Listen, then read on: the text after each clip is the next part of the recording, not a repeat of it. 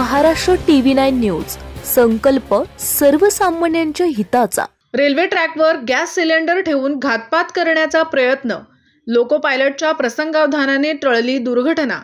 उत्तर प्रदेश बिहारमध्ये मागील काही महिन्यांपूर्वी रेल्वे ट्रॅकवर गॅस सिलेंडर ठेवून रेल्वे गाड्यांना घातपात करण्याचे अनेक प्रयत्न झाले। सुदैवाने त्यात अतिरेक्यांना यश आले नाही। आता हे लोक पुण्यात आल्याचे दिसून आले आहे। उरुळी कांचन जवळ रेल्वे ट्रॅकवर गॅस सिलेंडर ठेवून रेल्वेला घातपात घडवून आणण्याचा प्रयत्न सिकंदराबाद पुणे शताब्दी एक्सप्रेसच्या लोको पायलटच्या प्रसंगावधानाने उधळला गेला।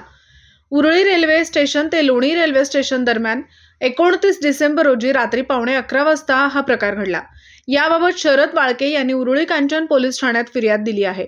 त्यावरून पोलिसांनी अज्ञात आरोपी विरुद्ध गुन्हा दाखल केला आहे।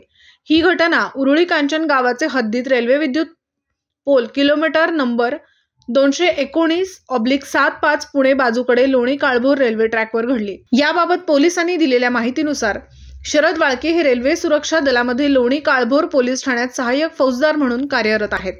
सिकंदराबाद पुणे शताब्दी एक्सप्रेस ही पुण्याकडे येत होती। या गाडीवर लोको पायलट म्हणून RT वाणी हे काम करत होते।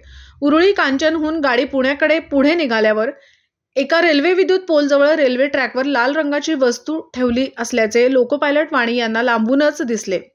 त्यांनी तातडीने गाडीचा वेग कमी केला। रेल्वे गाडी या सिलेंडरच्या अगदी जवळ येऊन थांबली। वाणी व ट्रेन मॅनेजर यांनी खाली उतरून ट्रॅकवर असलेल्या सिलेंडरचे निरीक्षण केले। प्रिया गोल्ड कंपनीचा लहान आकाराचा 3900 किलोग्रॅम वजनाचा गॅस सिलेंडर भरलेल्या अवस्थेत होता। वाणी यांनी याबाबतची माहिती Uruli Kanchan railway station master यांना कळवली। रेल्वे सुरक्षा दलाने तातडीने घटनास्थळी पोहोचत गॅस सिलेंडर ताब्यात घेतला। रेल्वे गाडी रेल्वे प्रवाशांच्या जीवितास हानी पोहोचविण्याच्या उद्देशाने हा धोका निर्माण करण्याच्या हेतूने ठेवल्याचा गुन्हा दाखल करण्यात आला। सहाय्यक पोलीस निरीक्षक बाजगिरे तपास करीत आहेत।